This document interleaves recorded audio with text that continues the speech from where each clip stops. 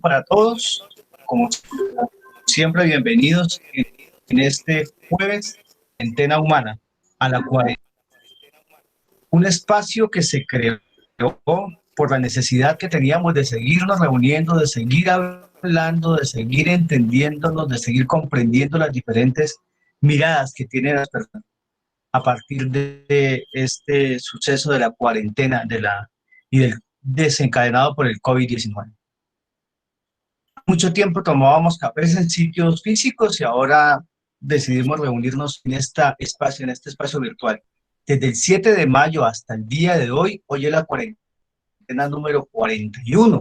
Hemos invitado hoy a el senador Wilson, un amigo que ha militado cantidades por toda la gente.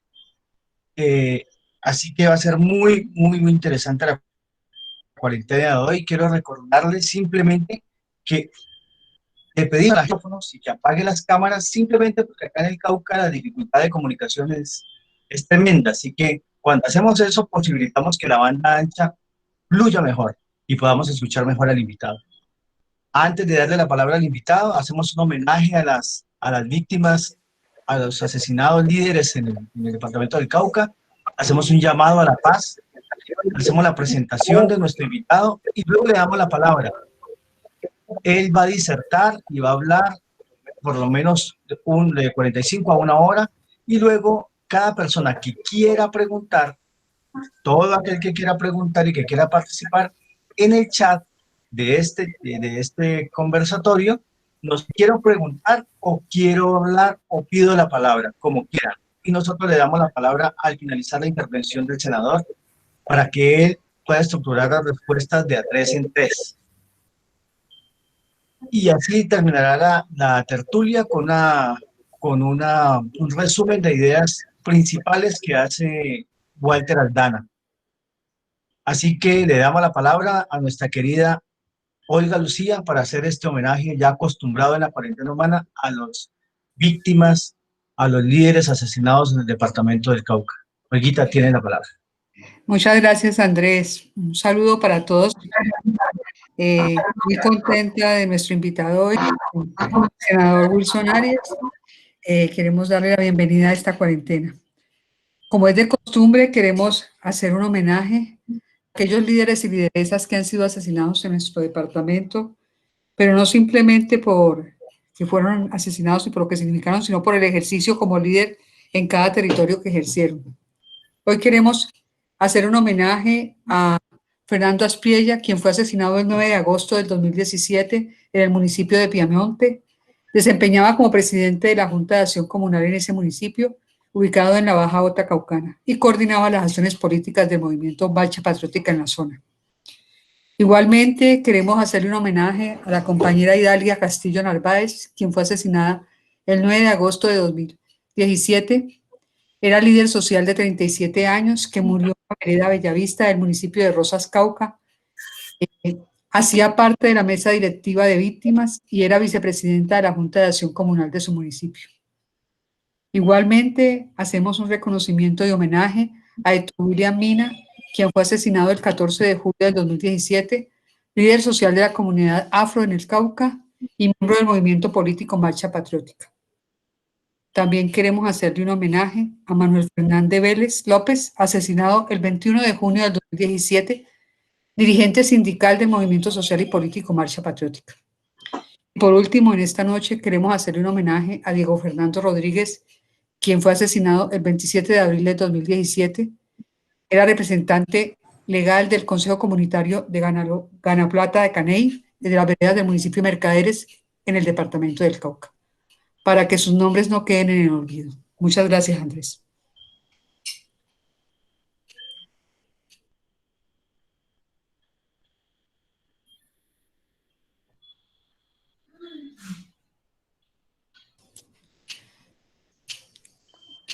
Andrés. César Muriel está ya para que continúe, César. Andrés. Perdón, César Muriel está. Bueno, vamos a darle la bienvenida al doctor Wilson Arias, senador del Polo Democrático Alternativo. Fue concejal de Cali en el 2007, representante a la Cámara del Valle del Cauca 2010-2014. Actualmente es senador de la República, coordinador de la Comisión de Tierras Baldías de la Nación y miembro de la Comisión Cuarta del Senado de la República.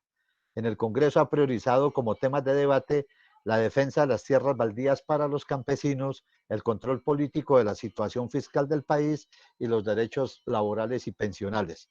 Se ha destacado por sus debates sobre compras irregulares de tierras en altillanura por empresas como Mónica Semillas, Río Paila, Castilla y Cargill, lo que propició la salida del entonces embajador en Washington, Carlos Urrutia.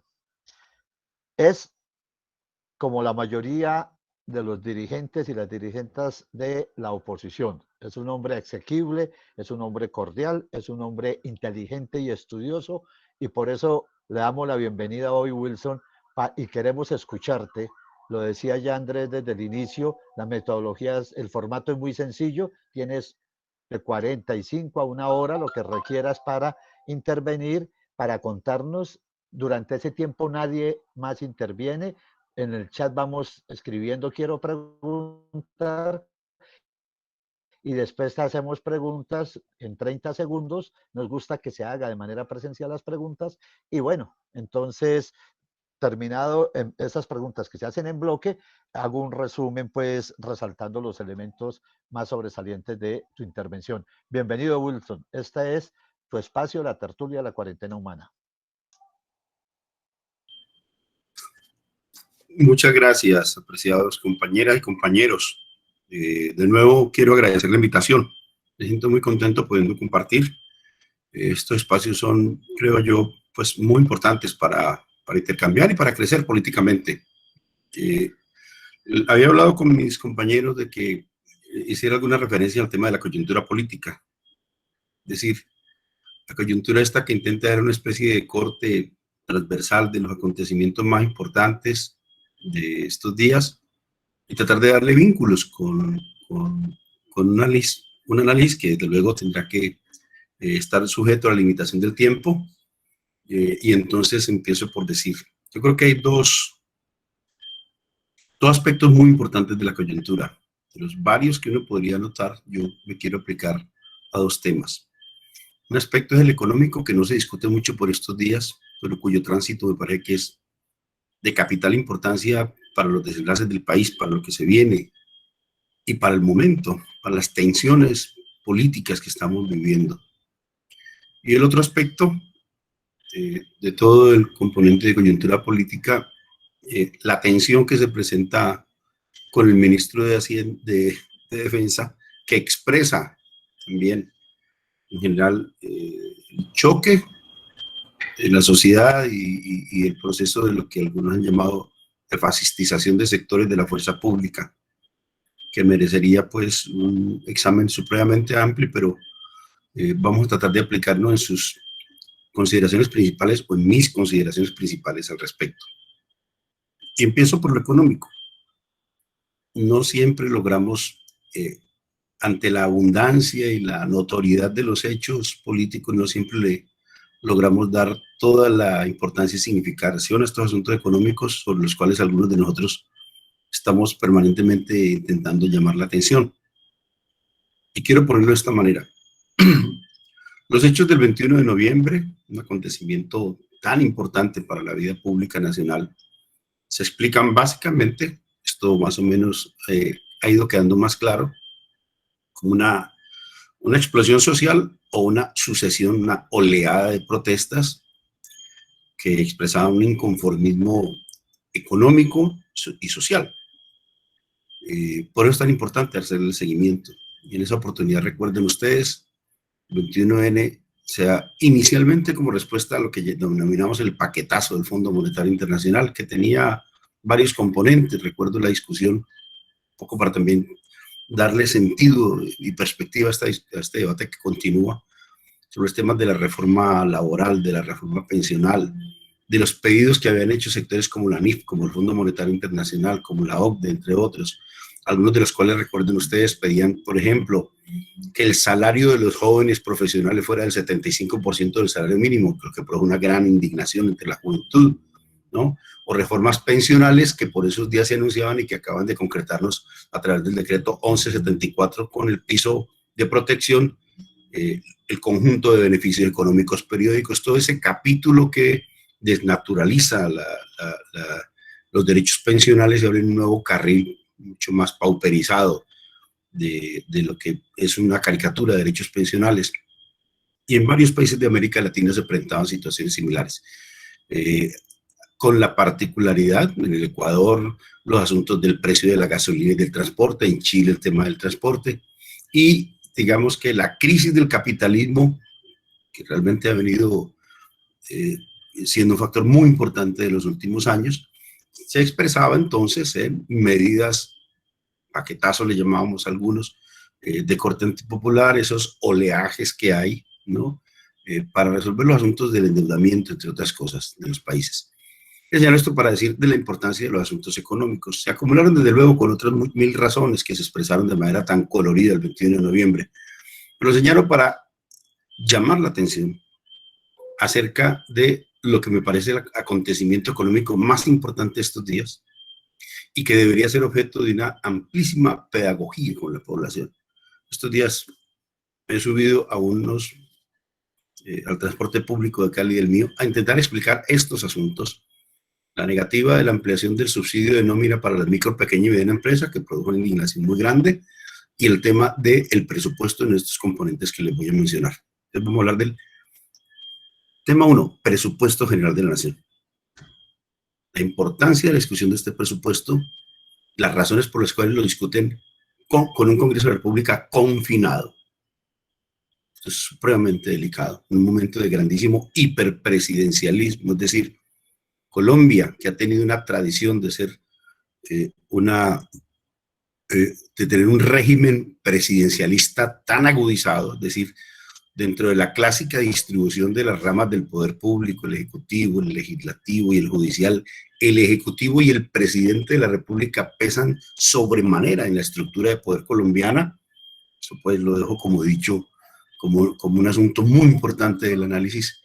Y ese régimen presidencialista se agudiza y se acrecienta en momentos como estos de emergencia económica, en cualquier emergencia económica, como quiera que se le dan facultades muy importantes, se concentran mucho más las funciones y las capacidades, el poder en el presidente de la República, pero tanto más en una emergencia económica como esta que ha significado el confinamiento del mundo y de Colombia. Como que en esas condiciones se presenta un hiperpresidencialismo que está siendo utilizado para que el Congreso no pueda discutir plenamente estos temas y para que se rompa mucho más el vínculo sociedad-Congreso de la República, cosa que creo que tiene un propósito deliberado. Hago paréntesis para decir, este mismo Congreso de la República, con sus contradicciones internas, con sus problemas tan notorios que no voy a entrar a resumir, fue el que le hizo la moción de censura a el ministro Guillermo Botero, quien se fue inequívocamente por los debates del Congreso de la República. Entonces lo digo para hacer notar que aquí hay una tensión de fuerza de ramas del poder público que pugnamos mutuamente. Las cortes le han tumbado a Duque varios decretos muy importantes de su paquetazo económico, amén pues de que también produjo la detención domiciliaria de Álvaro Uribe. De modo que estas tensiones que hay entre ramas del poder público hay que prestarles toda la atención. Y para los efectos económicos, entonces vuelvo yo, porque es muy importante tratar de impedir, de ponerle un velo a los debates parlamentarios sobre asuntos presupuestales. Presupuesto. Voy a tratar de hacer una explicación muy breve de algunos componentes del presupuesto, visto de dos maneras. Uno, por el lado de los ingresos. Un presupuesto es eso. Yo creo que me voy a gastar estos recursos, voy a tener unos ingresos y voy a tener unos destinos de esos ingresos para el próximo año. Dentro de los ingresos, hago notar, bueno, el presupuesto está por 314 billones de pesos, le emplearon un poquito, muy poco al presupuesto y han hecho algunos cambios que trataré de explicar si me alcanza el tiempo, pero quiero aplicarme preferentemente a dos o tres temas que pueden ser de un grandísimo motivo de movilización social. Dentro de los ingresos del presupuesto, hay un incremento de algunos recaudos de los impuestos. Entonces, primera observación, el IVA aparece con un mayor recaudo para el próximo año por orden del 42%. 42%. Lo he estado tratando de explicar desesperadamente yo en los debates, confinado a una red por lo demás, una red social muy mala que nadie quiere ver la red del Congreso de la República, del Senado de la República, solo cuando hay momentos como muy estelares, y este no lo ha sido por obvias razones. Es 42%. Crece el impuesto de renta, que desde luego, pues, lo saben ustedes, es un impuesto, digamos, más justo y más equilibrado por cuanto está vinculado a la capacidad de ingreso del contribuyente, el que paga los impuestos. Solamente crece el 5.6% y eventualmente ese 5.6% no está claro que sea necesariamente porque los más súper ricos paguen más, porque el impuesto de renta tiene una característica y es que cada vez más se soporta, se amplifica un segmento de él que pagan en general clases medias y personas asalariadas.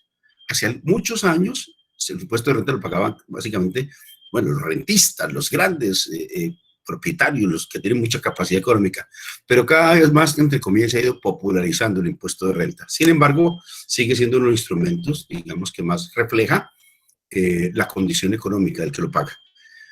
¿Qué significa el incremento del 42% del IVA, jóvenes? Significa que ya lo está diciendo Carrasquilla, y primero tímidamente, pero además porque se valen de algunos grupos de expertos que siempre han concurrido de un instrumento para justificar este tipo de medidas, es conseguir un grupo de personas que se dicen expertos o que efectivamente lo son y que son afines al gobierno y se les quiere dar una presentación de pluralidad para que recomienden al final lo que están recomendando. ¿Cómo ampliar en el 42% de los recaudos del IVA si el próximo año, si estamos en recesión y tal vez no haya una recuperación pronta el próximo año?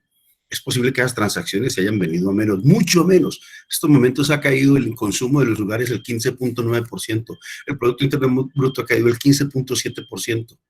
Eso es brutal, esa caída. La recuperación, muy lenta, está significando también una merma en las transacciones. A futuro estamos en plena recesión, apreciados y apreciadas.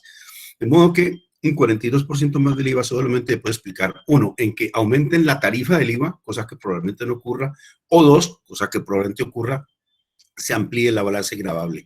Y ya los expertos están diciendo, aquellos expertos entre comillas, que qué bueno gravar la canasta familiar en general, inclusive la alimentaria. No habría modo de hacerlo de una manera distinta. Entonces, dejo dicho esto como un asunto importantísimo. Y por eso ven ustedes por qué comienzo con este tema.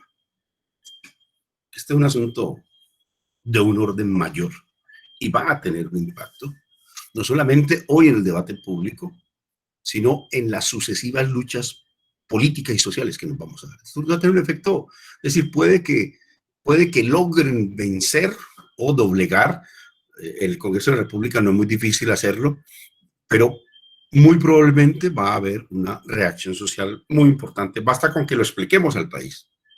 Y creo que mi invitación es un poco eso. El primer aspecto general que quiero dejar dicho, de los tantos del presupuesto, pero no me puedo aplicar a él porque si no, no terminamos hoy, el más notorio es el modo como se aumentan las contribuciones. Lo segundo es por los lados del gasto. Entonces, esos recursos, así incrementados, tienen unos destinos. El destino principalísimo es el de deuda pública, el servicio de la deuda.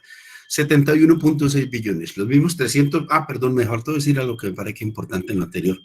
El presupuesto está desfinanciado en 38 billones de pesos, de los cuales aspiraban a conseguir 12 billones por privatizaciones, le llamaron disposición de activos. El decreto que habían expedido durante la época de la pandemia para el efecto era el 811, pero se lo tumbó la Corte. Ya hemos presentado un proyecto nosotros para tumbarlo, pero la Corte nos hizo el favor de tumbarlo. Sin embargo, creo que van a acudir a otros expedientes que son algo así como facultades que dio el Plan Nacional de Desarrollo y otras normas anteriores para producir particularmente la venta parcial de Ecopetrol, asunto sobre el cual hemos tenido una tensión muy fuerte. Dicho esto, vuelvo a los gastos. 71.6 billones en deuda, de 314, 71.6. Pero si usted le agrega a esa deuda lo que se gastan en defensa y policía, que son 39 billones, la suma de esto da 120 billones de pesos. El 38% del presupuesto, de los destinos del presupuesto, van a deuda, a defensa y policía. Esto es supremamente desbalanceado y va a ser peor porque nos estamos endeudando peor o están difiriendo el pago de la deuda. Por ejemplo, estaba por un número mayor, pero se aplanó un poco, se bajó un poco para pasar para los próximos años una parte del pago de la deuda. De modo que esto tiene un impacto enorme. Solamente la deuda, para dejar 2 o 3 cifras comparativas, es 31 veces el presupuesto del Ministerio de Agricultura, 228 veces el presupuesto de Ciencia y Tecnología, 166 veces el presupuesto del Ministerio de Cultura, solamente la deuda de la que estamos hablando. Bien, dejo dicho allí para interesarnos en la discusión del presupuesto. Ahora, ¿cómo debería ser un presupuesto? En nuestra opinión, resumo esta parte que me parece que es clave tratar de explicarla. Un presupuesto debería tener un destino de inversión social muy importante. La inversión social como categoría aparece explicada pues, económicamente y presupuestalmente. Son los destinos de educación, salud, saneamiento básico, vivienda y algunos otros menores que constituyen un paquete de inversión social, así definido por la norma y por la jurisprudencia. Esos rubros deberían ser importantes, pero en medio de la pandemia, entonces esto es lo que hay que explicar. En este momento económico se está presentando una recesión económica. Una recesión es que tenemos crecimiento negativo de 2, de 3 meses. Pero también puede darse no una recesión, sino una gran recesión, que es muy grave. Y el grado superior, superlativo, es una depresión, y se habla de grandes depresiones. En este momento estamos en una recesión. Llevamos varios meses con crecimiento, inclusive con la inflación, 0% de inflación. Esto es más o menos inusual y trato de comentarlo. Ustedes han visto que, bueno, esta emergencia que significó el confinamiento, pues significa parar la producción. Y cuando se para la producción, se cae en lo que en el mercado llamamos la oferta, ¿cierto? El mercado está compuesto por un componente que es la oferta, el que va a vender, y la demanda, el que va a comprar. Se ha caído la oferta en el mundo y en Colombia, 15.7% en este trimestre anterior. Se ha caído. Y la demanda es tan pequeña que no alcanza a absorber, la razón por la cual hay inflación cero o inclusive inflación negativa algunos de esos meses. Eso es muy novedoso, eso es muy importante y supremamente delicado. Entonces, agrego, en ese escenario es muy importante que el presupuesto general de la nación tienda a reactivar la economía. Y todos lo reconocen y por eso hablan de reactivación. Pero con un presupuesto de 314 billones es imposible reactivar la economía. ¿Por qué razón? Bueno, cuando cae el consumo de los hogares y cae el Producto Interno Bruto, alguien tiene que sustentar esa diferencia, compensarla. Se habla de que hay un problema de demanda. La gente no tiene para comprar. Las empresas no tienen para comprar. O los inversores no quieren comprar. Entonces, lo que debería hacerse, y esto lo puedo por boca de John Maynard Keynes, un economista burgués, inteligente, lúcido, brillante, que recomendó esto para épocas de crisis. Y eso que dijo ese señor se ha puesto a prueba durante mucho tiempo.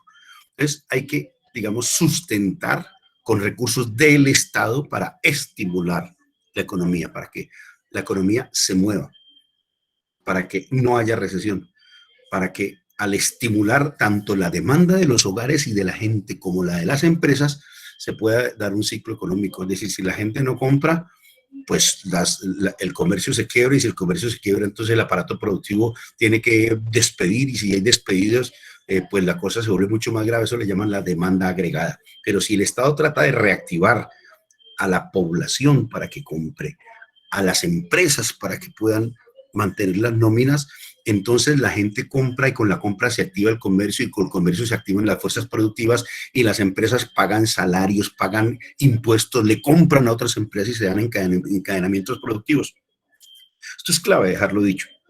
Por eso propusimos de que hubiera una fuente de recursos. Propusimos que el Banco de la República le prestara al Estado colombiano, al gobierno colombiano, 100 billones de pesos para tener darle como destino algunos segmentos de la población y de la producción. Por ejemplo, uno de ellos, para darle renta básica a la población. Hablábamos de 12 meses el próximo año para 9 millones de hogares.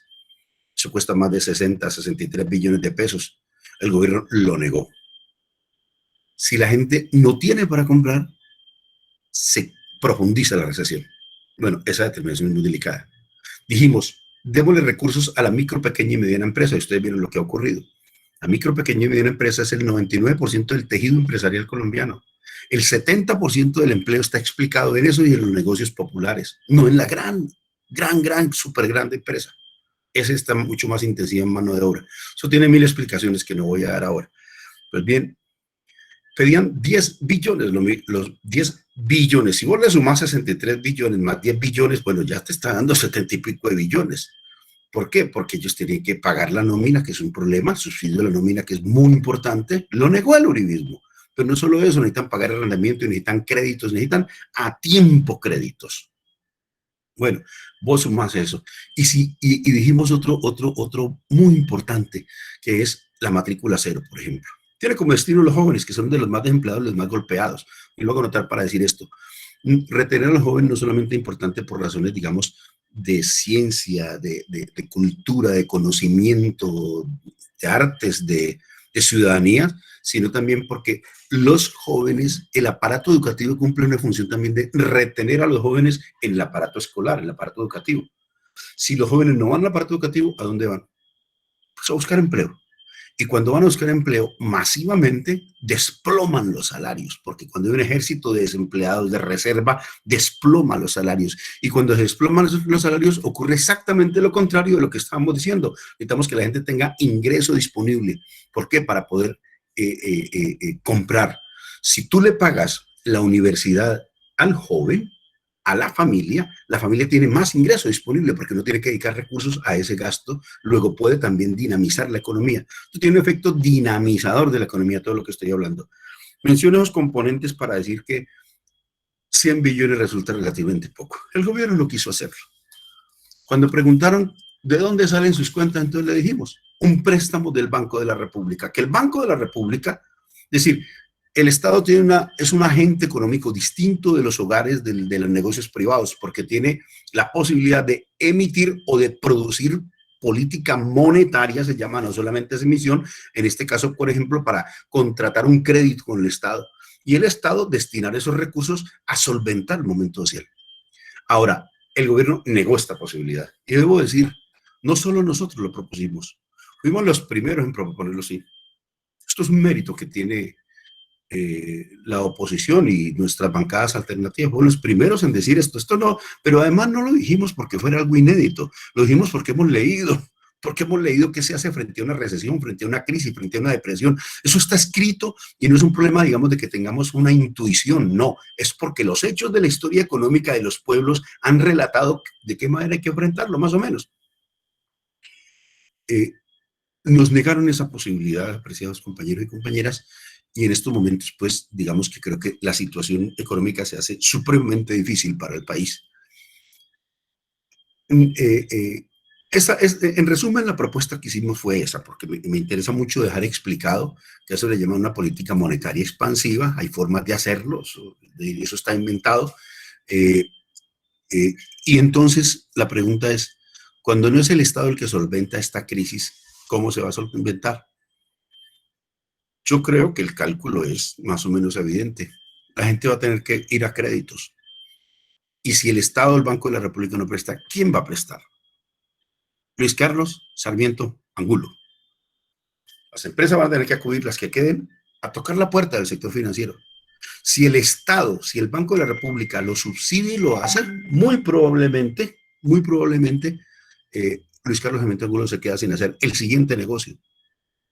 Pero si el Estado se retira, el sector privado tendrá que sufragar por la vía del sector financiero las necesidades del aparato productivo de los hogares, de la micro, pequeña y mediana empresa y de las personas que requieran.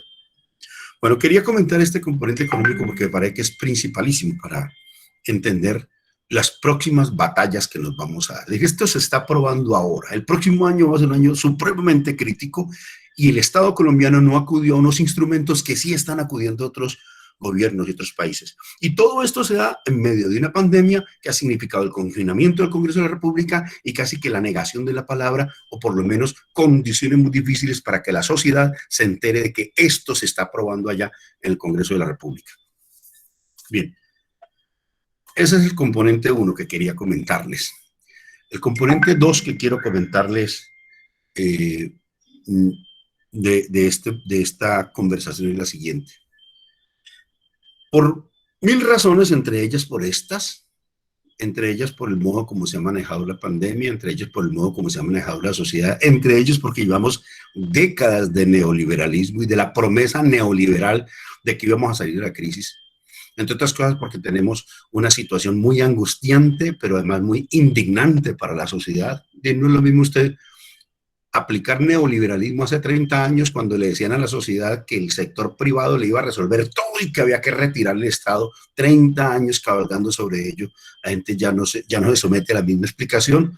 El fracaso realmente económico y social de este modelo que da grima y que crea márgenes de pobreza enormes, de deslaboralización, de flexibilización, en fin, todo lo que ustedes vieron que resumió muy bien Manuel Castells cuando decía que el problema de Chile no era que le habían subido 30 pesos, sino que eran 30 años de neoliberalismo, se da en Colombia en estas nuevas condiciones. Y el gobierno, para decirlo simplificadamente, que es el otro aspecto que quiero tratar, perdón, por legislar claramente en beneficio de los ricos y contra los sectores populares, ha creado una situación de malestar, un cultivo de malestar muy importante que explica lo que ya hemos dicho en la movilización. Pero adicionalmente el gobierno de Duque no ha logrado recomponer como pretendían el poder en esta oportunidad. Los más veteranos podemos explicarle a los más jóvenes lo que significó la llegada de Uribe al poder. Uribe realmente tuvo un cuarto de era donde logró ordenar todos los astros en beneficio de su política neoliberal ofensivamente antisocial. Pero Duque no ha logrado hacerlo. Duque, el gobierno actual está inmerso en una contradicción muy importante que se ha venido presentando en el bloque de poder colombiano desde todo el último periodo. Es lo primero que quiero señalar. Es decir, aquí en Colombia, realmente hay otras latitudes también, pero en Colombia de manera a la colombiana, y hay que prestarle toda la atención, el bloque de poder, es decir, quienes dominan el país, tiene una contradicción que no han podido resolver desde hace décadas. Esa contradicción habrá que estudiarla muy bien porque yo no me puedo detener. Tiene una contradicción que comporta una paradoja. En lo económico se ponen de acuerdo en casi todo en el Congreso de la República, pero en lo político tienen problemas para resolverle. Tiene un enfrentamiento entre el santismo y el uribismo antes y ahora como le quieran terminar. Y Duque, inmerso en esa contradicción que está llegando inclusive al seno de la fuerza pública, está llegando, en fin, en general a la sociedad, no le ha permitido a Duque recomponer el poder. Y en estos momentos tiene un problema, opino yo, de legitimidad y de consenso. Consenso, para decirlo con un autor, con Antonio Gramsci, digamos que es el consentimiento que le otorga los gobernados al gobernante. Eso es muy importante para la administración de una sociedad. Duque, lo digo simplificadamente para decir lo que quiero decir, arreglo seguido. Duque ha perdido consenso y ha perdido legitimidad. Y en su debilidad, sobre esto pues hay una discusión que es política muy interesante, que dicen, es un gobierno fuerte, no. Quienes pensamos que no es tan fuerte, es débil. Pero en su debilidad, a falta de consentimiento social, acude al expediente pues, de la represión. El aparato represivo casi que por definición preferentemente. Estanislao Zuleta decía más o menos, gobierno fuerte es aquel que puede ir a la asamblea a hablar con el pueblo. Un gobierno fuerte es aquel que puede ir a hablar con la gente del común o entenderse con ellos. Pero el gobierno débil, aquel que tiene que acudir básicamente a la esfera de la represión para reducirlo a sus mínimas proporciones, esta explicación que quiero dar para decir lo que sigue. Y por ese camino también ha perdido la confianza legítima. Confianza legítima es un valor muy importante en derecho y políticamente. Tiene que ver con la confianza legítima, más o menos sería la confianza que le otorga la gente a sus instituciones. Es decir, yo espero que el bombero me preste un servicio de apagar un incendio. Yo no espero que el bombero venga a mi casa y que cuando llegue el bombero sea un pirómano, ¿cierto? Yo espero que un policía me cuide, no que un policía me robe, me viole o me dispare.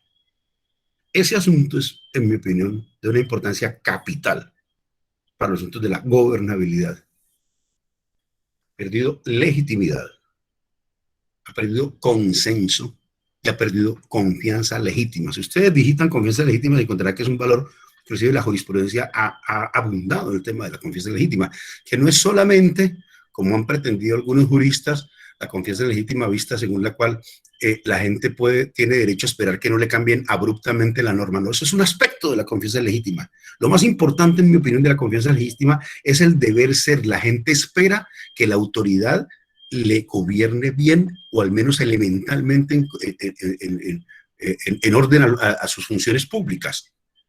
Bien, ese problema creo que es en buena medida el que está en trance.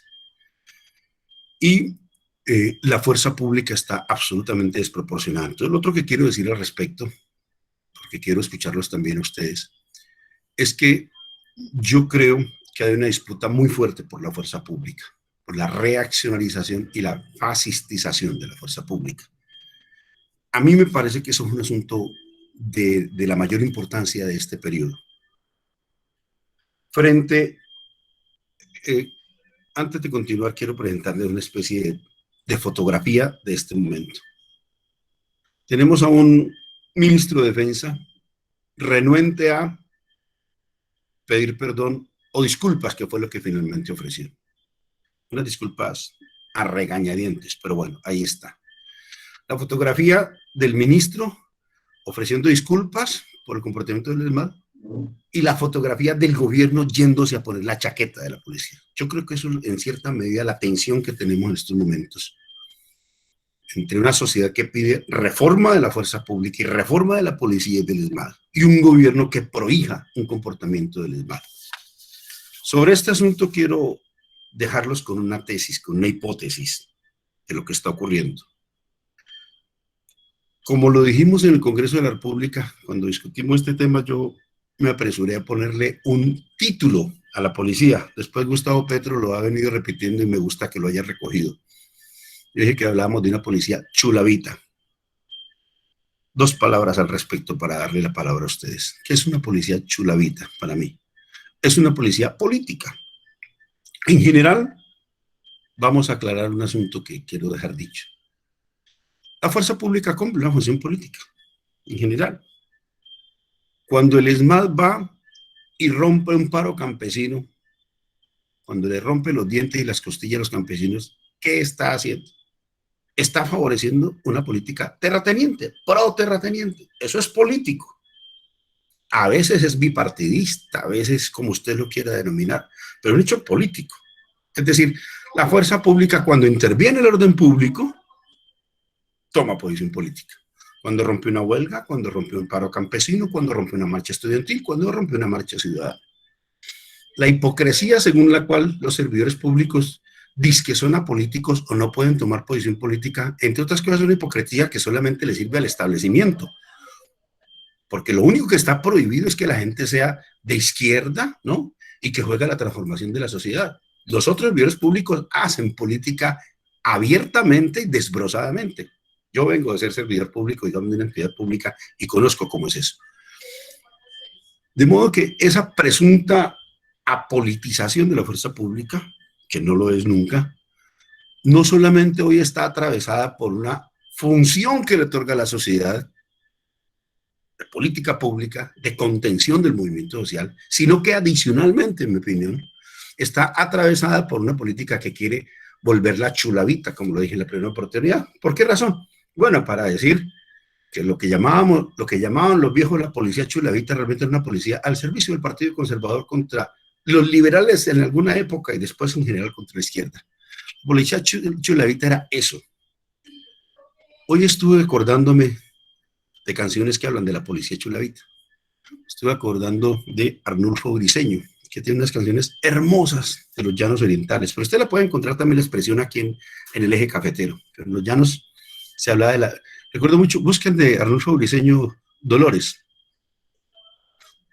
¿no? Dolores negra querida, a tus albores marchita, porque cegaron tu vida los malditos chulavitas que ensangrentaron el llano. Es la frase inicial de una canción de Arnulfo Briceño. Y lo tienes en varias canciones, en la memoria popular, en la oralidad, pero también en la literatura, la policía chulavita. Bueno, ¿hoy qué es eso, en mi opinión? Ustedes ven la policía comportando de manera similar a escala internacional. Hoy vi unas imágenes horribles, no sé dónde, por allá, en Corea, cualquier parte, Filipinas, no sé dónde. Pareciera ser algo como una especie de células de logias que obran de manera similar, inclusive a escala internacional, y aquí en Colombia. Yo creo que no tiene sentido. Voy a tratar de vincular esto a lo económico que dije ahora. Yo creo que además de todos estos asuntos, hay una especie de disputa por la fuerza pública para dejar instalada una policía que no uribista solamente, sino una policía de ultraderecha con mentalidad fascista y ultraderechista, pero también como un cálculo de contención frente a un eventual gobierno democrático a partir del 2022. Y este es un asunto que me ha venido dando mucha vuelta en la cabeza. Yo creo que el establecimiento sabe que puede perder en el 2022. Yo tengo esa intuición. Creo que en lo económico eso se expresa en lo que hemos denominado, le están dejando la olla raspada al próximo gobierno, y no solo raspada, están dejando con un foramen. Una parte de la deuda que tienen que pagar ahora la están tirando para el próximo año y para el próximo gobierno. Y están tratando de dejar montada una reforma tributaria de corte regresivo que se funda en el IVA y no en lo que han dicho los expertos, esos y más serios del país. Usted lee la literatura, la gente más seria dice, aquí lo que hay es una reforma estructural, pero que le ponga a pagar a los súper ricos, que no a la gente del común, y es exactamente lo contrario de lo que están haciendo. Pero resulta que esto tiene unos efectos económicos pavorosos desde el punto de vista del funcionamiento de la economía en su conjunto. Es decir, casi que lo que estamos recomendando aquí, lo que le estamos haciendo la mejor recomendación para que funcione el capitalismo somos nosotros. Fundar en el IVA los resultados de una tributación más voluminosa para el Estado es perfectamente reaccionario, inclusive desde el punto de vista del funcionamiento económico. El que quiera leer, me interesa mucho, lean a Spitia y Garay, se llama La dinámica de la desigualdad en Colombia. Dice claramente, no solamente que los superricos no pagan, literal no pagan impuestos, lo pagan la clase media y sectores populares, inclusive sectores de la economía real, del empresariado real, y no el sector financiero ni energético, sino que además esa estructura tributaria atenta contra el desarrollo de la economía. Bien, en materia económica están dejándole un panorama desolador a los próximos gobiernos. Yo creo que esto es calculado. Yo creo que están pasando el déficit para el próximo periodo, dejándola ya raspada y un foramen. Y en materia política, bueno, están haciendo lo que se hable hacer. Pero en este capítulo en particular, que tanto ha preocupado a la sociedad, de la fuerza pública y de la policía y del ejército, creo que están tratando de dejar una fuerza pública compuesta de modo que juegue como una especie de reserva antidemocrática frente a la eventualidad de un gobierno democrático. Un poco lo que le hicieron a Correa y que intentan hacerle ahora a Fernández en Argentina. Cierro diciéndoles de la coyuntura actual, quise escoger estos dos asuntos que me parecen motivo de alarma y de conversación política, un poco para provocarnos y para estimular esta conversación, a la cual agradezco mucho que me hayan invitado. Escucho, yo creo que ya es buen tiempo, ya llevamos 48 minutos y escuchamos a mis compañeros. Vale, muy amable. Preguntas y opiniones. Muy amable, senador. Muy claras sus exposiciones. Entonces vamos a darle la palabra. Nos gusta que aquí en la cuarentena humana que la gente sea quien hace las preguntas. No las leemos nosotros porque tal vez no traducimos exactamente lo que ellos quieren preguntar. Por ello tiene la palabra primero, de los tres primeros que tienen la palabra, María Fernanda Coyo, Alejandro Chávez Clavijo y Carlos Alberto Orozco Sandoval. En ese orden, tiene la palabra María Fernanda Coyo. Tiene 30 segundos para hacer la palabra. Recuerden, preguntas concretas para que muchos puedan preguntar. Muchísimas gracias. María Fernanda Coyo tiene la palabra. Buenas noches, compañeros. Buenas noches, senador Wilson. Primero, agradecerle por su trabajo, por todo lo que ustedes hacen en el Congreso para nuestras comunidades. Muchas veces nos falta agradecerles su valioso trabajo, su valiosa labor. Decirle que, así como usted nos expresa, no estamos a favor de Duque con su policía chulavita. Y mi pregunta sería, ¿qué libro me recomendaría o nos recomendaría acerca de la recepción? Gracias.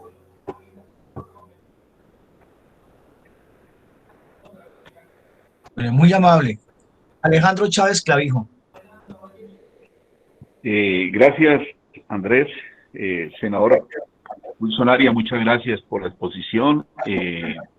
Nos da el gusto y la satisfacción de conocer mucho más de cerca el tema, y también nos genera bastante impotencia, pero bueno, seguimos en la lucha porque es nuestra obligación. Y la pregunta mía serían dos preguntas. La primera, desde el punto de vista económico, la posibilidad de reactivar la economía, y le hago esta reflexión, que algunos países que en épocas anteriores se vieron en situaciones difíciles económicas, se plantearon políticas de choque. Entonces, ¿por qué? Porque la política de choque, como la hizo Chile en algún momento, no solamente es generar la posibilidad de un ingreso a las personas, sino de que trabajen por ese ingreso. Entonces, por ejemplo, se generó el tema de recuperación de andenes en todas las ciudades de Chile, y por eso entonces lograron vincular a una gran masa y darles un salario que permitía no solamente tener capacidad de compra, sino que moviliza físicamente y mentalmente a la sociedad. Eso hace que el consumo sea mayor y que la economía se mueva, a que llegue, digamos, un salario, llegue una donación a una casa. Esa sería la primera pregunta en términos de política de choque para, digamos, reactivar la economía. La segunda pregunta es política. Necesitamos llegar a la presidencia de la República. Debemos ser mucho más amplios desde el punto de vista de las alianzas y las coaliciones, la parte alternativa para llegar. No queremos que lleguemos y saquemos 12 millones de votos, pero que el candidato de Uribe saque 12 millones 50, y que nos quedemos entonces en términos de movilizaciones solamente y de protesta social. Estamos ya, el centro izquierda está preparado mentalmente para asumir este reto de llegar a hacer acuerdos con otros sectores de la sociedad que se han alejado un poco del tema. Muchas gracias. Gracias, Alejandro, muy amable. Carlos Alberto Orozco Sandoval, senador Wilson, con Carlos Alberto cerramos estas tres primeras preguntas y luego hacemos otro ciclo. Carlos Alberto. Buenas noches, senador. Buenas noches para todos. Mi pregunta tiene que ver cómo desde el mismo Congreso se lograra hacer una verdadera reforma política para depurar ese Congreso y no propuestas tan absurdas como las que ha salido últimamente, que quieren aumentar el número de senadores argumentando que algunas regiones no tienen representación, y al contrario de propiciar es una mejor redistribución de las curules para que algunas regiones tengan verdadera representación. ¿Cómo lograr enderezar esa reforma política y no seguir con los mismos vicios? Muchas gracias.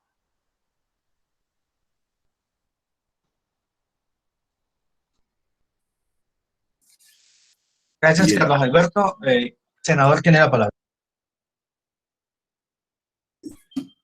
Bueno, además de las que escucho, que tomo nota de las opiniones, trato de referirme a lo que me fue preguntado.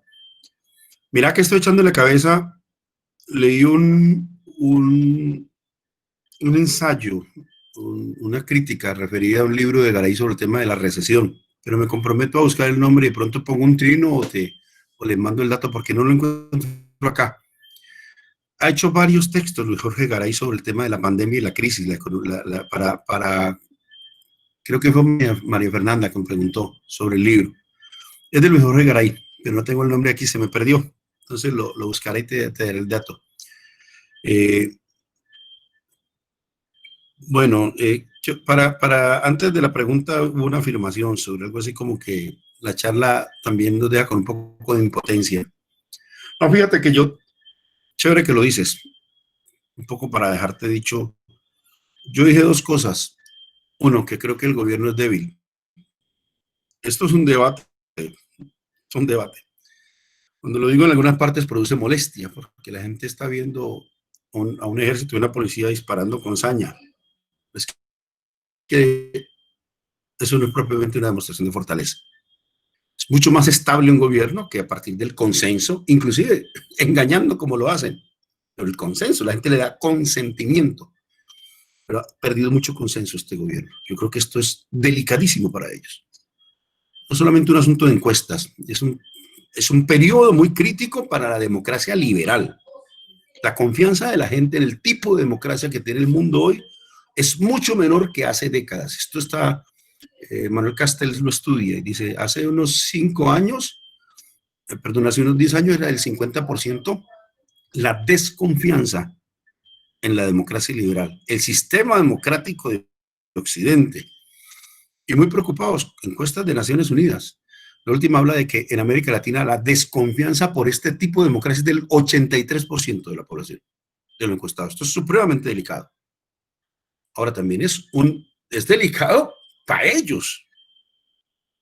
Sí, nosotros estamos acostumbrados a este tipo de sociedad, pero esa desconfianza también nos está imponiendo un reto, un desafío para reconstruir otras formas de sociedad y de relacionamiento democrático.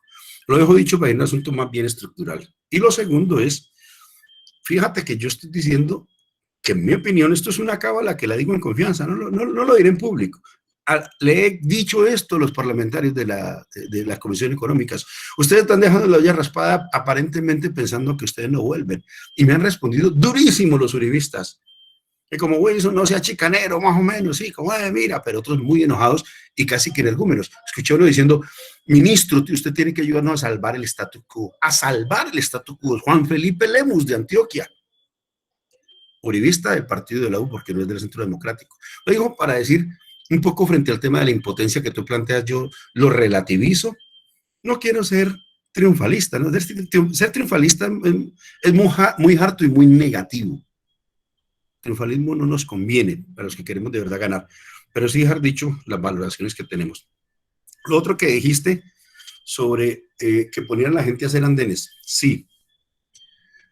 Voy a contarte lo que decía el propio Keynes, que decía, en épocas de recesión yo podría contratar una cuadrilla de obreros para que abra un hueco, literal, y otra cuadrilla para que lo tape. Y no lo decía en broma. Esto para decir, el problema de las demandas tan importante en momentos de crisis.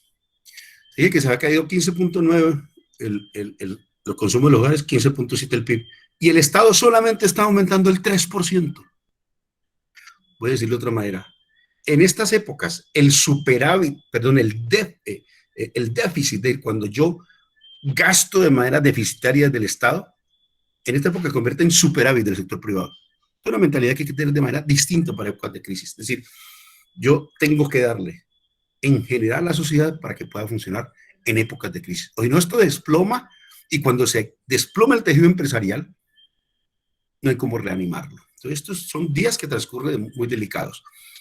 Dejo dicho esto que decía Keynes para dejar dicho, es darle ingreso a la población. Claro, aquí no los vamos a poner a hacer un hueco para taparlo con otro. Aquí estábamos diciendo, por ejemplo, en la propuesta nuestra, infraestructura educativa universitaria, por ejemplo, que tiene un problema muy grande. Construcción. Hay varios órdenes de esa inversión que podría hacerse, y sobre eso pues hay alguna literatura que no me voy a detener, pero la fórmula que tú dices es cierta, darle a la gente recursos y no niegues las donaciones.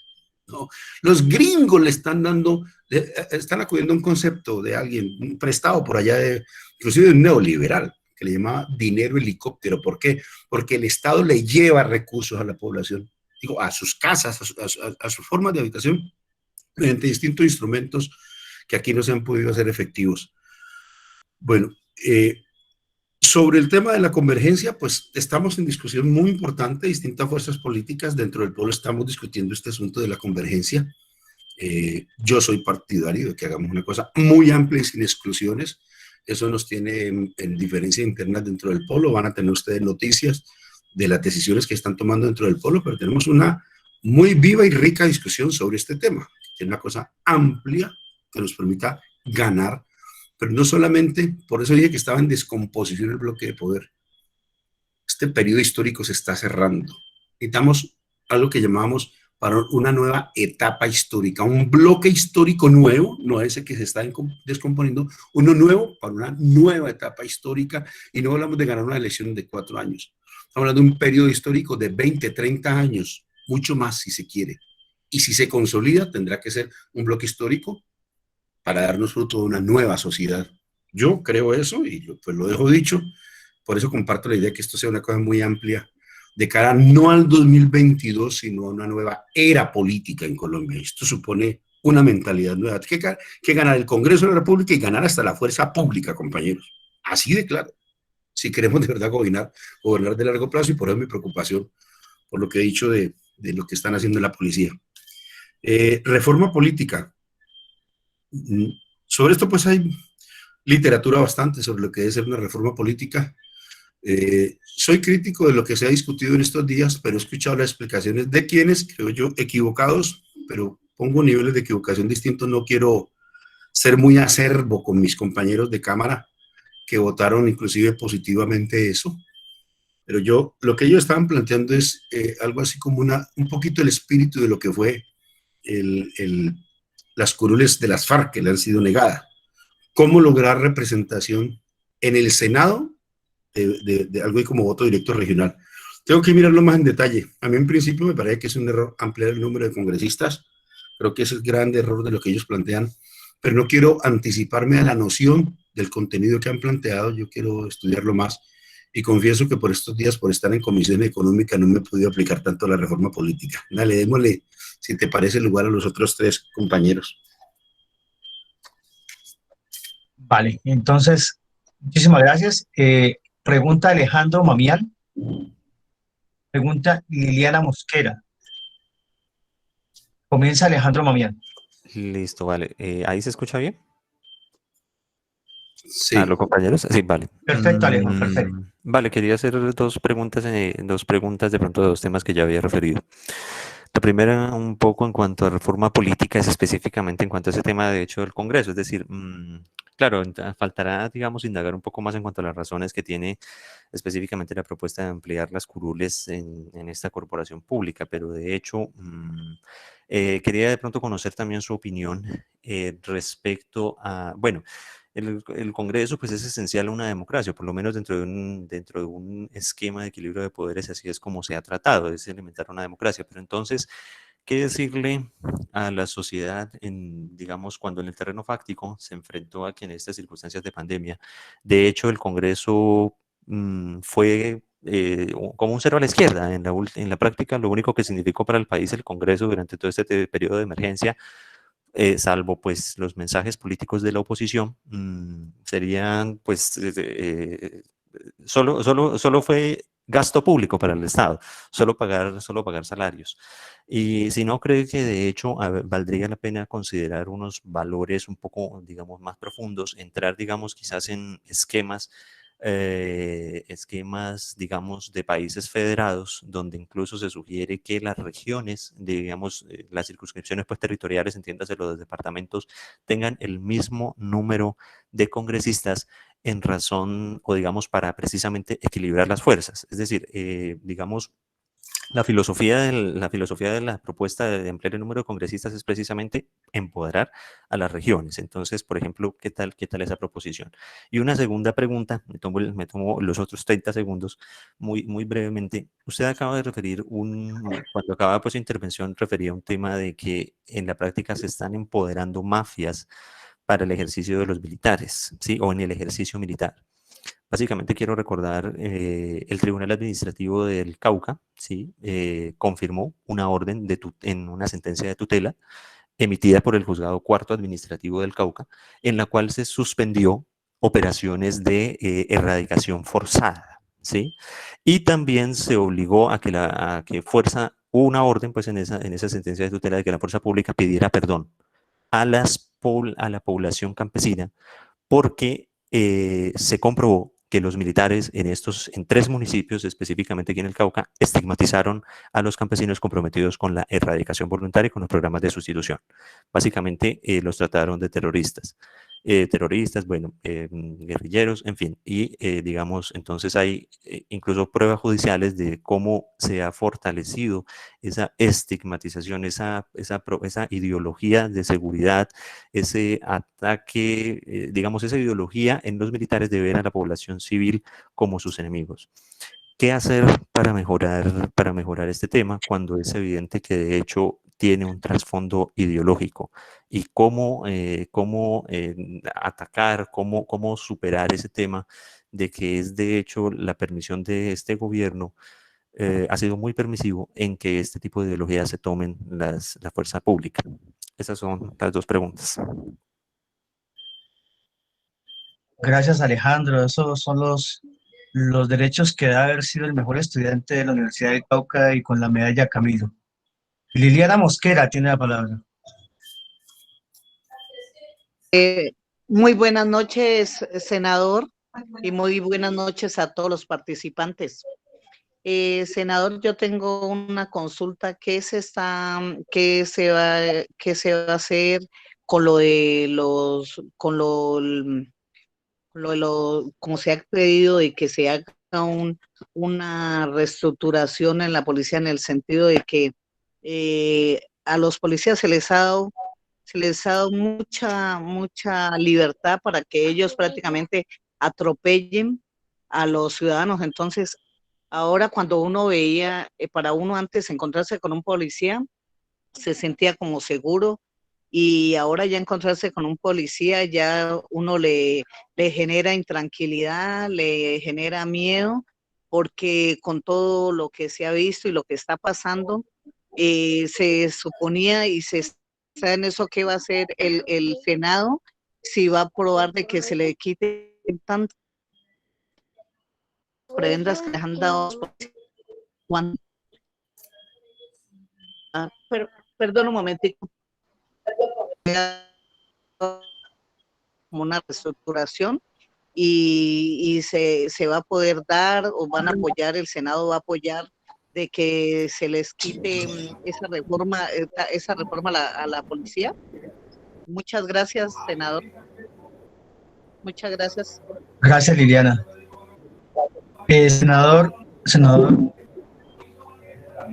Wilson. Vale. Hay una inquietud que me gustaría que nos compartiera, y es que cuando usted está ya en el Senado, tiene esta comprensión global de lo que está pasando en el país, ¿qué sugerencia puntual nos puede dar a los ciudadanos para hacer en nuestro barrio, en nuestra comunidad, en nuestra familia? Desde su comprensión global, ¿qué sugerencia nos da para hacer en la acción puntual, en los barrios, en las familias? Eso, gracias. Vale. Bueno. Hay una gran preocupación sobre la reforma política y la reforma de la policía, que además son la noticia. En este marco de una conversación interna con ustedes, puedo comentar lo que le he comentado a algunos de mis compañeros del Polo. En términos de dudas, no quiero hacer grandes afirmaciones, no siempre creo yo que los parlamentarios debamos hacer como los que tenemos la razón, la formulación, no, yo quiero dejar también dudas que son las que tengo yo mismo. Yo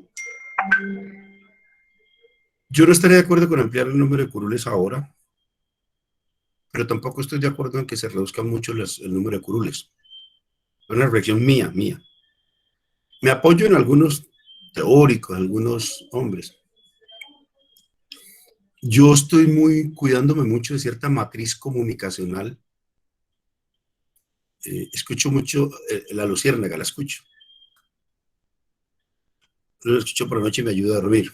Pero hay una matriz desde el humor, y el humor bastante malo además, que siempre le indignan al Congreso y nunca al Ejecutivo de los ministros, o pocas veces al Ejecutivo de los ministros, pero además agrego, la política sale adelante, la política neoliberal, con corruptos o no. Eso es tremendo decirlo. Es decir, estos tipos, su propósito es sacar adelante el neoliberalismo. Y no les importa si se cae un presidente o no, van para el otro. Y dentro del conjunto del aparato del Estado, gustan mucho endilgarle la responsabilidad al Congreso. Me parece muy sospechoso. Bueno, para ustedes me conocen, ustedes saben que yo no me he ido a colinchar con los congresistas, no me interesa. Mi procedencia es otra y mi interés es otro. Pero en ese debate yo quiero hacer otra que una matriz comunicacional donde con frecuencia, porque además lo necesitan así. Entonces, Carrasquilla tiene todas las razones para que el pueblo colombiano lo odie. El de los bonos de agua, el que está planteando el 42% de incremento del IVA. Y la mediática está hecha para que pase la responsabilidad por el lado y el responsable sea el Congreso. Y cuando eventualmente le sorprendemos a un ministro en flagrancia, entonces lo cambian. Y el que llega inmaculado y sigue para adelante. Entonces yo tengo una seria duda acerca de esa mentalidad general que se cree muy revolucionaria porque denigra del Congreso. Y claro, el Congreso hay que cambiarlo y tenemos que tumbar a todos humanos y poner gente nueva, punto. No hay que esperar a que ellos cambien, hay que cambiarlos a todos. Pero tengo esa seria duda. A mí se me hace que un Congreso muy pequeño es más oligárquico. Y en las condiciones colombianas peor. Sí, pero en una reforma política, bueno, vaya, hágala primero, pero ahora reducir el Congreso es dar lugar a que solamente lleguen los oligarcas. Entre otras cosas porque es que también están encareciendo las campañas y el encarecimiento de las campañas es funcional a que lleguen solamente los ricos, los oligarcas. Yo fui mensajero del SENA cuando llegué al Congreso de la República, con un esfuerzo popular enorme, de modo que se lo digo a ustedes para decirles, sé lo que es eso, por un esfuerzo popular. Pero usted puede llegar con un esfuerzo popular muy grande porque la gente lo quiere y le reconoce, o puede llegar porque tiene mucha plata y compra mucho, que es lo que ocurre en Colombia. Entonces yo tengo serias dudas sobre eso, se las quiero dejar dichas a ustedes porque creo que es que esto discutirlo en ese tono.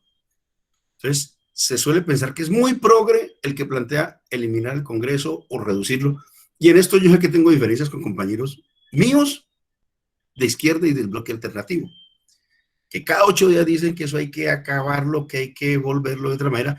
No, yo creo que sí que hay una reforma política de fondo, pero a mí me parece, y le agrego otra cosa, que también pienso en esta interna, que le bajen los salarios. Yo tengo una ventaja, compañeros, yo no me he aburguesado y vengo de ser ese mensajero que les dije que fui. Vivo básicamente en sectores populares, de modo que no tengo problema, que tienen otros que se han aburguesado y que han acumulado y toda esa cosa. Pero para mí, siendo un salario muy alto, ojalá lo pudieran bajar. El problema para mí no es el salario. El problema, ¿sabe qué? Yo creo que el salario para un poco por los congresistas es para los chicles. Es para el gasto menor. Los hechos de corrupción son tan cuantiosos, compañeros, ¿no? Cuestan tanto las campañas, son decenas de miles de millones de pesos, ¿no te imaginas? Por una campaña electoral. Bueno, he dicho esto para decir, tengo muchas dudas sobre las propuestas que nos venden y entonces ganan los aplausos, ¿no? Yo mañana quiero un aplauso y digo, rebajen el Congreso y rebajen los salarios, rebajen todo, y salgo en hombros, pero a mí me hace que eso es lo que quieren que... Aquí hay una estructura presidencialista y desde el presidente de la República es donde se ejerce contra el pueblo, compañeros. Vamos a ver si cuando tengamos presidente No son ellos los que dicen, oiga, bajémosle ahora sí poder al presidente, porque ahora nos interesa bajar el poder al presidente y darle poder al Congreso de la República. Bueno, eso es lo que yo plantearía ahora, una estructura de poder donde el Parlamento tuviera mucho más poder que el Ejecutivo. Y cuando lo digo puedo ser muy impopular, pero quiero decir esta cosa impopular para decirle que no me casan las cuentas alegres del común y de la mayoría de los medios de comunicación que te aplauden cada que vos digas que el problema es el Congreso. En buena medida yo tengo una opinión distinta. Bueno, lo de la erradicación y todo esto, pues tomo nota. Me gusta mucho que se hayan producido esas sentencias. Y claro, hay una fuerza pública que estigmatiza la politización en general para ser un cuerpo reaccionario al servicio del statu quo del establecimiento, pero también al servicio de las ideas más reaccionarias, xenófobas, fascistas, ¿no? Machistas, ¿no? Homofóbicas, en fin. Pero no me detengo ahí porque al contrario tomo nota, me interesa mucho lo que han dicho. Y cómo reestructurar la fuerza pública y si el Senado lo va a hacer. Entonces voy a explicar. Cuando me preguntan a mí, ¿el Senado va a hacer esto? Yo le digo, para mí es muy difícil decirlo porque yo soy absoluta minoría dentro de ese Congreso de la República, entonces yo no sé qué vayan a hacer. Pero lo que sí estoy seguro es que hay una opinión pública muy adversa a que se mantenga esta fuerza pública. ¿Qué va a hacer el Congreso? Bueno, por verse. Esta semana decidieron votar que no a la cosa en Santurbán. Está por verse qué desarrollo tenga. Pero al parecer la gran movilización que ha habido los ha puesto como a dudar. En fracking, una ley que le da nuevas puertas al fracking. Nosotros ahí no ganábamos esa votación. ¿Por qué ganamos la votación de que no fuera el artículo ese en la ley de las regalías? Por la opinión pública y la movilización social. En fracking. Los tiene muy cabezones el tema de haber negado el subsidio a los microempresarios. Creo que está planteando el Centro Democrático presentar un proyecto para corregir lo que ellos negaron. ¿Por qué? Porque los microempresarios los tienen levantados en las redes y a donde van les dice, ustedes son enemigos de los microempresarios y se le ha creado un problema político. Les digo, un Congreso de la República puede votar de una manera u otra, no solo por su composición interna, sino por el ambiente político que logremos en general. Entonces yo creo que si logramos un ambiente político general, tal vez les toque modificar sus posturas sobre la fuerza pública. ¿Y en qué deben consistir? Bueno, en relación con la policía hay que honrar lo que se ha dicho, que debe ser una policía con carácter civil. Pero esta policía, que se supone cuerpo civil por mandato constitucional, está adscrita al Ministerio de Defensa. Y por esa vía, adicionalmente, comparte una doctrina militar, una doctrina del enemigo interno. Esa doctrina del enemigo interno le dice al ejército, inclusive, que está hecho que para proteger las fronteras, que el enemigo no está afuera, que el enemigo está adentro. ¿Por qué razón salió un muchacho campesino? Yo no conozco las particularidades, pero hablaba de eso con mi compañera. Escuchaba a la mamá del campesinito ese que mató a Julián allá. Yo la mamá decía, él no es así. Yo le decía, eso puede ser hasta cierto, le decía a mi compañera, es posible que el pelado no sea así. Pero la doctrina de un ejército que le diga, todos los de esta zona son sus enemigos. ¿Vos te imaginas? A un pelado de 18 años todos los días diciendo un campesinito, los enemigos son todos manes que están ahí. Sale el matorral y yo no sé, ve que el carro se devuelve, yo no sé, no quiero ponerme a dar explicaciones que no sé, quiero decir es que hay una mentalidad. ¿De dónde sale esa mente de esos muchachos? 1, 2, 10, disparando contra el pueblo, pegando a la gente. ¿Qué pasa ahí? En la mentalidad de una psicología instalada por una doctrina militar, eso es lo que explica. Esa doctrina militar del enemigo interno es la que explica la capacitación, el reclutamiento, las formas de cómo se dan las órdenes, todo el interior del ejército. Y esa mentalidad trasladada también a la policía. De modo que ese es un aspecto que habría que cambiar de manera importante, creo yo. Depurar, desde luego, cambiar la doctrina militar colombiana, que existe todavía, que opera en los cuarteles de policía y del ejército, y rescatar su cuerpo, su naturaleza civil. Yo creo que para el caso de la policía hay que plantearse un asunto más de fondo de la fuerza pública en general, pero en principio si me preguntan reforma a la policía, yo creo que son 2 o 3 claves en las que más o menos hemos estado de acuerdo.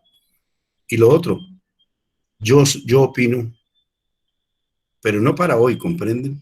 Hoy sería una burrada hacerlo, hoy sería ponérsela fácil, pero yo opino que la sociedad debería darle lugar, algo así como decir, al voto de la policía. Esto es paradójico lo que voy a decir, pero es una opinión controversial.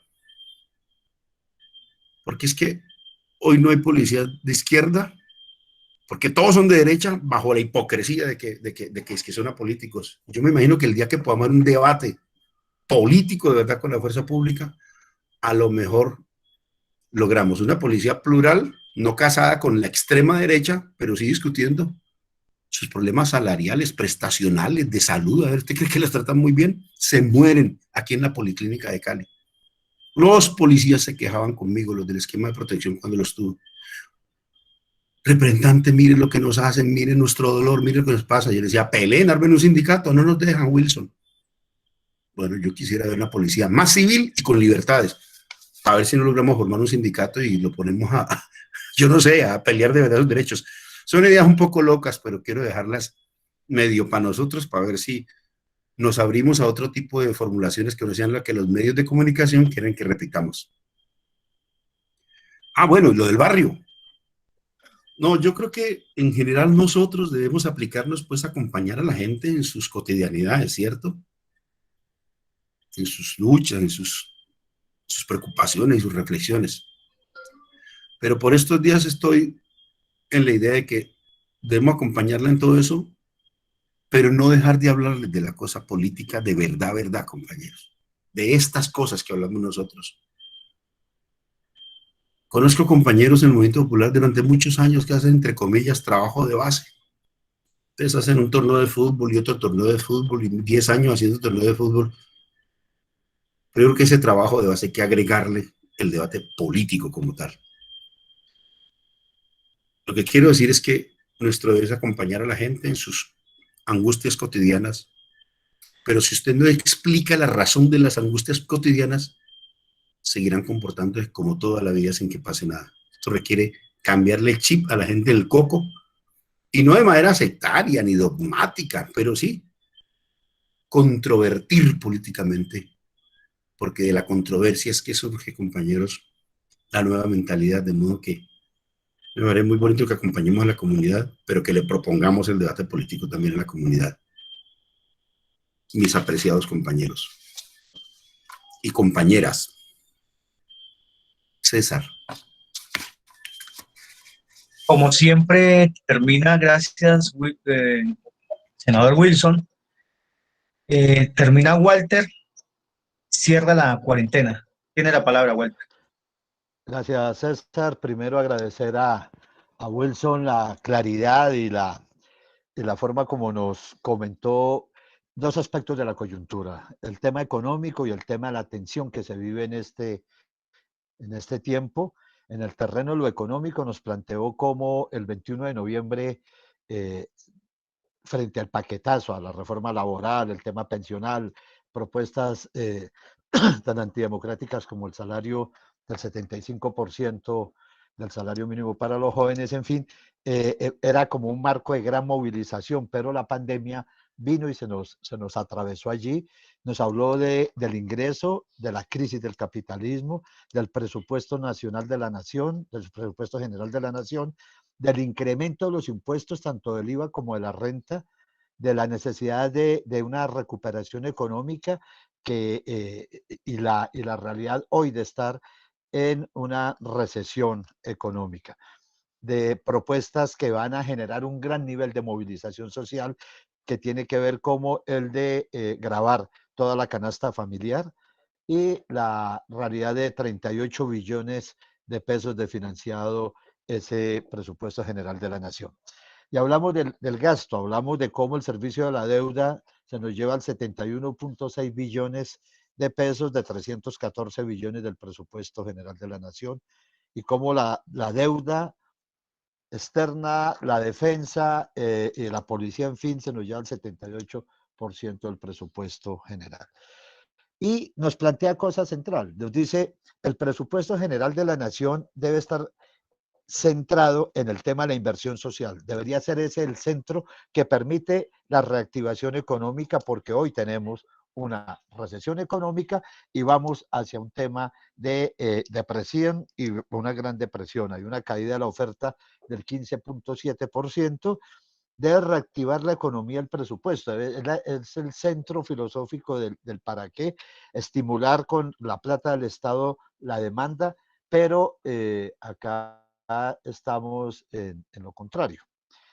Se hizo una propuesta desde los sectores alternativos de oposición con relación a que ya como el Estado puede emitir política monetaria, que se hiciese un préstamo de 100 billones de pesos del Banco de la República al Estado para que 63 billones de ellos fueran a la renta básica y también 10 billones a la microempresa, que genera, entre otras cosas, el 96% del empleo, y también al tema de matrícula cero.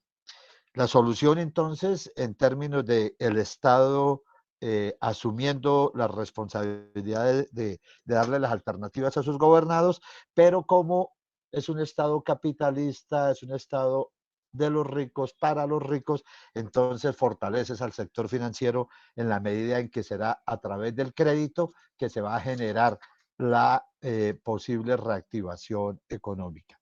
Hay unas tensiones, hay una situación angustiante y realmente indignante, que creo que es uno de los temas centrales, Wilson, que has planteado, porque nos permite decir que va a ser eje de movilización social en este país.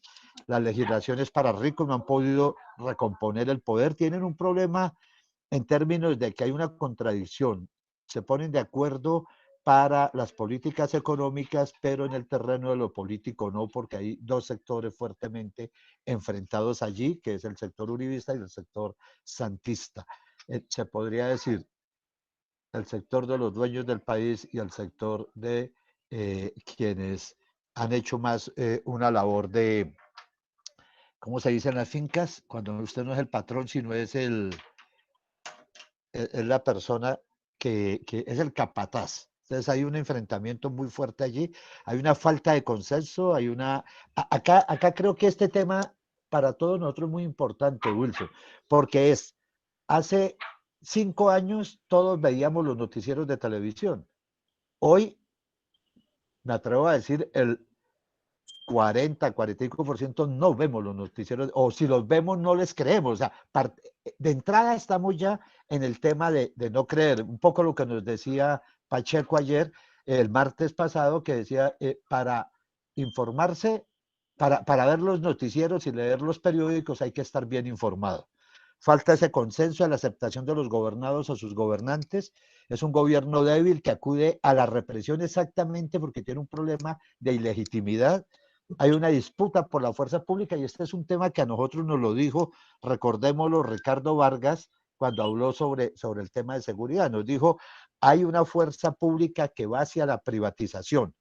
Usted le llama policía chulavita, una policía política que en la época de la violencia bipartidista, pues claro, era la que frente a los liberales era quienes generaban toda esta actitud pues de asesinatos, etcétera. Una policía con mentalidad fascista de enfrentar un gobierno posterior para el año del año 2022. O sea, aquí creo que es el centro del tema en relación a este segundo punto, y no es que los policías sean arbitrarios per se, no, o como decimos, es que el uniforme y el arma pues los hace berraquitos, no, es que mundialmente hay una ideología, se viene reconstruyendo la necesidad de que esa policía sea privatizada hacia un sector de opinión económico, político y social, que es el poder que está establecido hoy. Salvar el statu quo es la esencia del tema, o sea, en últimas nos contabas cómo se piensa es que lo otro sería una gran amenaza, la posibilidad de un gobierno alternativo sería una gran amenaza para ese statu quo y ellos lo sienten. Un nuevo bloque, planteas que es necesario que trabajar para el 2022 en relación a que haya un nuevo bloque histórico hacia una nueva sociedad, una nueva era política, donde incluso se gane la policía. Eso es fundamental porque en los discursos, digamos, sectarios, la policía, pues no, la policía no, pero resulta que cualquier sistema económico, político, social, cualquier nación, pues tiene una esencia y tiene también quien defenda esa esencia y está allí. Un nuevo bloque histórico, entonces, y termino con esto, dice, a la opinión pública y a la movilización se les debe, ¿cierto?, las ganancias que se hayan tenido en este tiempo, porque el Ejecutivo ha generado una labor más legislativa, ese Ejecutivo, frente a una mordaza que le ha puesto al Legislativo. Nos planteas que leamos sobre recesión, busquemos a Luis Jorge Garay, unos ensayos, y nos planteas que escuchemos de Arnulfo Briceño Dolores, canciones y también realidades pues, que nos han planteado en el terreno de los escritos, de la poesía, en fin, de la literatura que nos daría eso. Esto es simplemente no un resumen, sino unos puntos resaltados de lo que dijiste. Queremos darte un minuto, Wilson, para que te despidas de nosotros y después abrimos micrófonos y te damos por adelantado. Inmensa gratitud, inmensa de corazón decirte que fue muy, muy agradable. Recordarles que el próximo martes, estamos intentando que el próximo martes o jueves esté con nosotros Jesús Ignacio García, parlamentario, ex parlamentario, un hombre, un abogado muy conocido, no solo por ser de acá, sino por sus posturas, digamos, jurídicas, para tratar de analizar las implicaciones de la aceptación por parte de las FARC del asesinato de Álvaro Gómez Hurtado. Entonces, tienes la palabra, Wilson. A todas y a todos, muchísimas gracias. Cuando termines de despedirte, nos abrazaremos virtualmente, porque por ahora estamos así. Bueno, no, muchas gracias. Qué ejercicio tan interesante. Qué bueno que ustedes estén tan aplicados en estos asuntos. Yo solo quisiera reiterar mi agradecimiento. Muy bueno el punteo que hiciste de lo que dijimos. Qué bueno la capacidad de recoger de esa manera. Yo sé que no es un resumen, pero sí es una manera de recoger las opiniones y encontrarme aquí con amigas y con amigos que siguen viendo por acá y de los que me siento muy orgulloso de su amistad tan prolongada con tantos de ustedes. Estas canas no son de gratis, de modo que puedo decir que conozco a varias generaciones de los que estamos acá y siempre me ha complacido mucho poder comunicarme. Ya que lo mencionas, te digo lo siguiente. El reconocimiento de las FARC me ha tenido muy cabezón, no solo por lo de Álvaro Gómez, especialmente por lo de Chucho Bejarano. Claro, Bejarano. Y nadie ha querido decir de eso. Por ahí mandé un trino diciéndole, bueno, ¿por qué mataron a Jesús Bejarano? Me parece que el atentado personal es una cosa grave en la vida, pero bueno, eso era una discusión política e ideológica. Pero no encuentro razón de Jesús Bejarano. Entonces me acuerdo de los debates que teníamos sobre el modo como hemos militarizado también la vida de la izquierda durante épocas. Lo dejo dicho porque me ha producido dolor. Y lo quiero dejar dicho porque la reflexión política tiene que ser completa, seria y limpia. Qué bueno que podamos conocer las verdades, pero también qué bueno que algún día nos puedan explicar por qué también le dieron a gente demócrata algunos y a veces de izquierda. Creo que son temas que no se pueden eludir desde el punto de vista, desde el campo de la ética y de la política. Un abrazo muy grande y qué bueno haber estado con ustedes. Muchísimas gracias. Abrimos micrófono.